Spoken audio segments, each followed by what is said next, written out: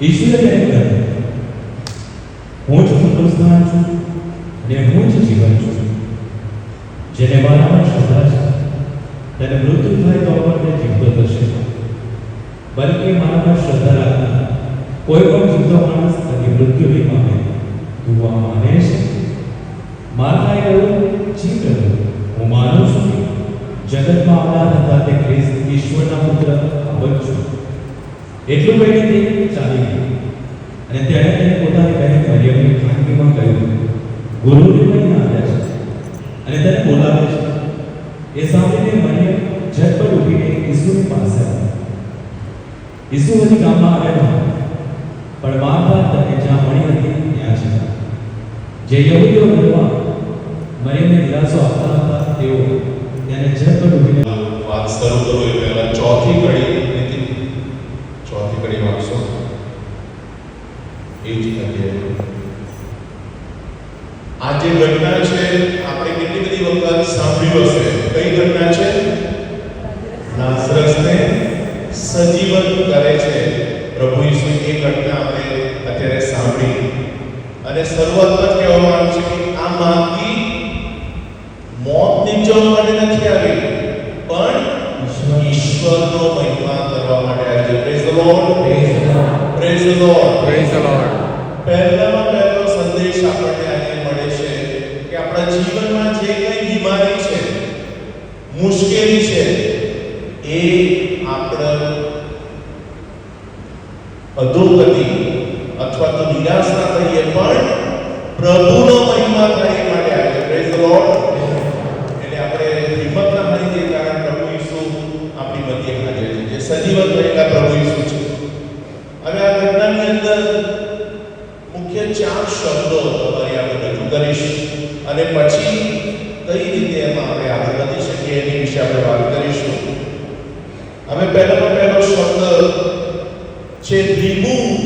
Remove એટલે કે હટાવી લો. પ્રભુ શું કહે છે? જ્યારે લાઝરસની કબર આગળ જાય છે, એ શું કહે છે? શીલા હટાવી લો, પથ્થર હટાવી લો, રિમૂવ. અને એ શબ્દ પ્રભુ એવું કહી શક્યા હોત, પથ્થરને કહી શકે તો હટી જાય, પથ્થર હટી ગયો હોત, પણ પ્રભુ લોકોને કહે છે કે પથ્થર હટાવી લો, રિમૂવ. એનો અર્થ એ છે મારા સ્વજનો કે પ્રભુ ઈસુ પોતાના જીવનની અંદર, પોતાની મિનિસ્ટ્રીની અંદર બીજા લોકોને પણ ઇન્વોલ્વ કરે છે. જ્યારે એમને કોઈ પણ બીમાર માણસ મળ્યા ત્યારે એવું નથી કે હું તને સાજો કરું છું. ના, તારે સાજા થવું છે. 5000 ને જમાડવાના હતા ત્યારે શું કર્યું? રોટલાને મચ્છી લઈને પ્રભુની સ્તુતિ કરી છે. જીવનમાં ચમત્કાર કરવાનો હોય પ્રભુ દ્વારા, તો આપણે પથ્થર હટાવવો પડશે. આપણા દરેકના જીવનમાં, તમારા અને મારા જીવનમાં પથ્થર હોય છે. હાલેલુયા. એ પથ્થરના લીધે જ આપણા જીવનમાં ચમત્કાર થતો નથી.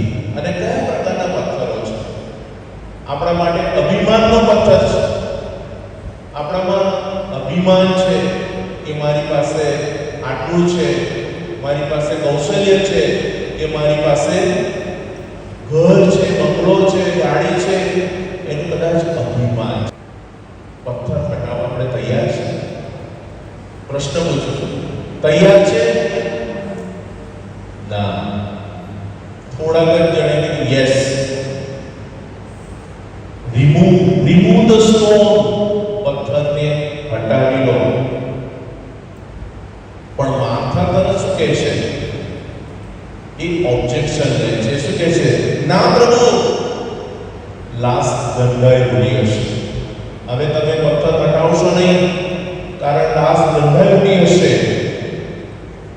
માર્થાનું આ વર્તન આપણને એમ લાગે છે કે પ્રભુને એડવાઇસ આપે છે, પથ્થર હટાવવો નથી. પણ પ્રભુ આજે કહે છે રિમૂવ ધ સ્ટોન. પહેલો શબ્દ આપણને આપવામાં આવે છે. આપણે બધા જ we are comfortable in our zone. આપણે બધા જ આપણા જીવનની અંદર કેટલા કમ્ફર્ટેબલ ઝોન તૈયાર કર્યા છે. એમાં આપણે બરાબર છે, આપણે એમાંથી હટવું નથી, આગળ જવું નથી. હું બરાબર છું જ્યાં સુધી, અમારે પથ્થર હટાવવો નથી. જ્યારે કદાચ કંઈ બહુ મોટી મુશ્કેલી આવશે, ત્યારે બીમારી છે અથવા તો અભિમાન છે, એ પથ્થરને આપણે રિમૂવ કરવાનો છે, હટાવવાનો છે. અને આગળ 40મી કડીની અંદર પ્રભુ શું કહે છે? તું શ્રદ્ધા રાખીશ તો ઈશ્વરનો મહિમા જોવા પામીશ. હાલેલુયા. રિસ્પોન્સ, પ્રત્યુત્તર આપે છે. અને પ્રત્યુત્તર કઈ કડીમાં છે? 43મી કડીમાં છે. પ્રભુ શું કહે છે? લાઝરસ બહાર આવ. ત્યાં સિંગ્યુલર એટલે કે એક વચન ત્યાં વાપરે છે, લાઝરસ બહાર આવ.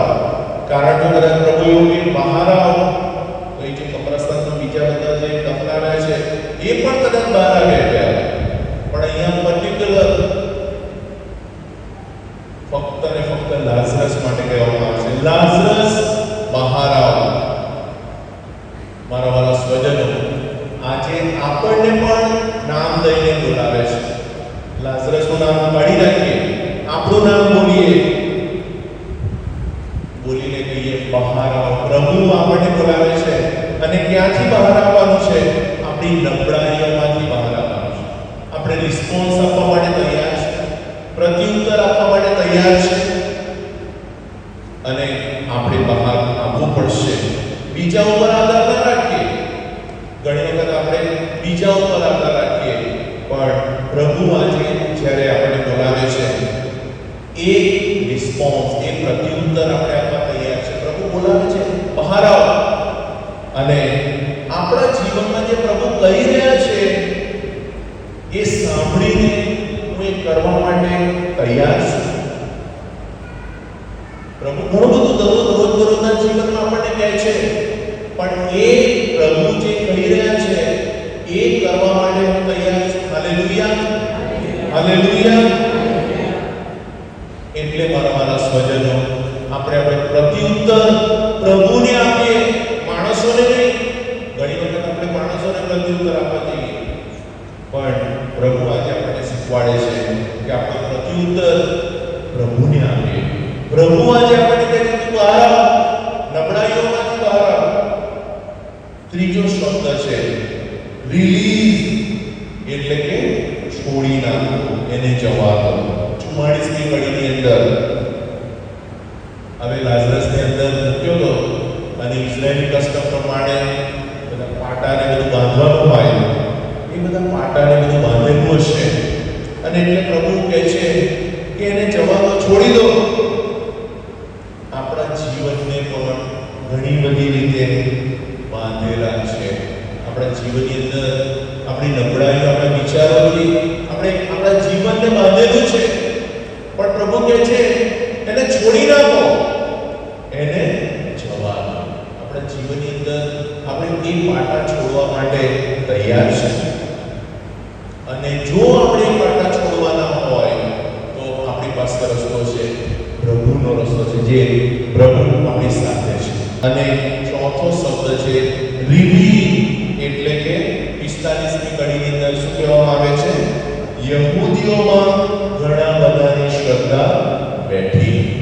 આપણે આપણી શ્રદ્ધા દ્વારા બીજાને પ્રેરણા આપણે આપીએ છીએ. એ પણ અહીંયા આપણે પ્રશ્ન પૂછીએ. રિવીલ કરે છે પ્રભુ ઈસુ પોતાની જાતને બીજા આગળ પ્રગટ કરે છે, યહૂદીઓ આગળ પ્રગટ કરે છે, લોકોની આગળ પ્રગટ કરે છે. અને એ જ પ્રમાણે આપણે પણ શ્રદ્ધાની અંદર બીજાની આગળ આપણે પ્રગટ થઈએ છીએ. શું છે આપણો ધર્મ? શું છે આપણી આધ્યાત્મિકતા? ઘણી વખત આપણે એનાલોજી એટલે કે રૂપકની અંદર આપણે કહીએ તો એક રૂપક હું તમને આપું કે માની લો કે ગાડી આપણે જે વાપરીએ છીએ એ આપણે જીવન એક કાર છે એવું સમજી લઈએ. આપણે ગાડી છે જે આપણા ઘરની અંદર ગાડી હોય છે એ રીતે આપણું જીવન ગાડી છે. તો આપણે ઇમેજિન કરીએ, વિચાર કરીએ કે ઈસુ આપણે જીવનની ગાડીમાં છે આપણે જીવનની ગાડીમાં? ઈસુ છે આપણા જીવનની ગાડીમાં? છે. કઈ જગ્યાએ છે? એમાં પણ ઘણા બધા પ્રકાર છે. જીવનની ગાડીની અંદર ઘણા લોકો માટે પ્રભુ ઈસુને ક્યાં બેસાડે છે? ડિક્કીમાં. રવિવારે 20માં આવે ત્યારે તો એક પ્રકારના લોકો છે જે પ્રભુને ડિક્કીમાં રાખે છે, જ્યારે જરૂર પડે ત્યારે બહાર કાઢી. બીજા પ્રકારના લોકો છે એ બેક સીટ ઉપર રાખે પ્રભુ ઈસુને, બેક સીટ ઉપર, પાછળની સીટમાં. બરાબર છે?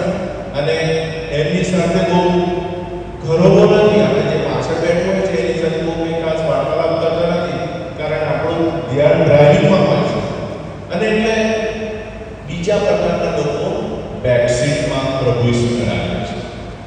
ત્રીજા પ્રકારના લોકો છે એ પહેલી સીટ ઉપર ડ્રાઈવરની સીટ જોડે પ્રભુ ઈસુને બેસાડે, પણ મન ફાવે ત્યાં પ્રભુ ઈસુને લઈ જાય.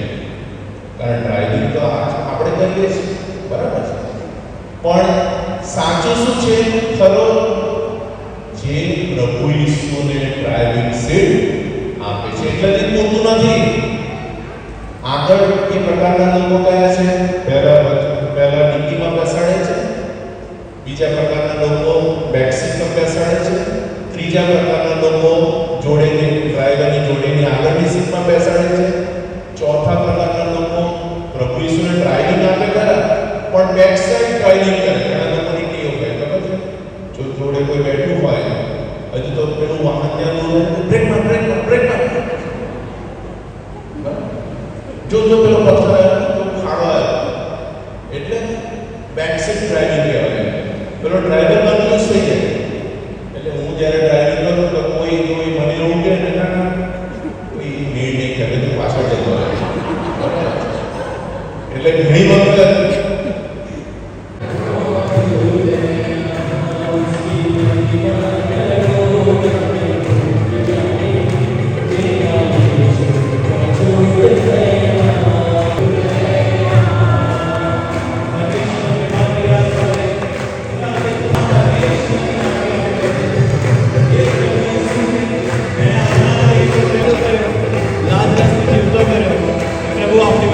બધું જ કરી શકે છે. હાલેલુયા. પરમેશ્વરની મહિમા કરીએ, પરમેશ્વરની સ્તુતિ આરાધના કરીએ.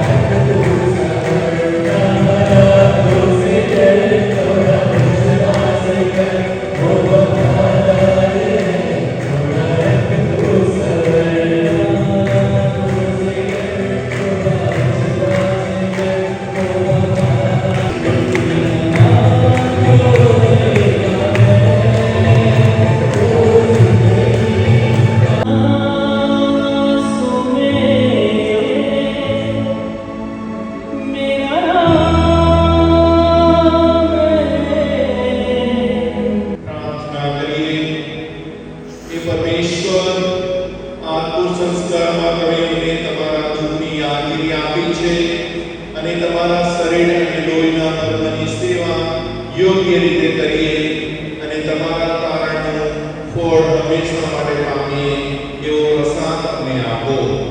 તમે પરમેશ્વર પિતા સાથે પવિત્ર આત્માના ત્રૈક્યમાં યુગો યુગ જીવો છો, તથા સદા સર્વદા રાજ્ય કરો છો. આમેન.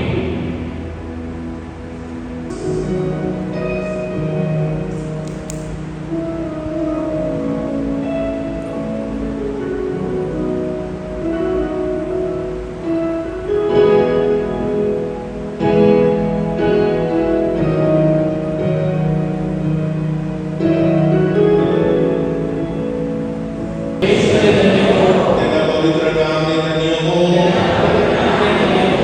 ખરા પરમેશ્વર અને ખરા મનુષ્ય ઈસુ ખ્રિસ્તને ધન્ય હો.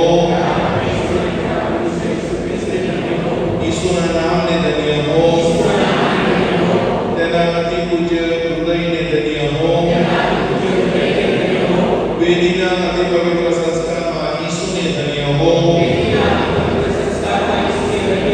પરમેશ્વરની માં અતિ પવિત્ર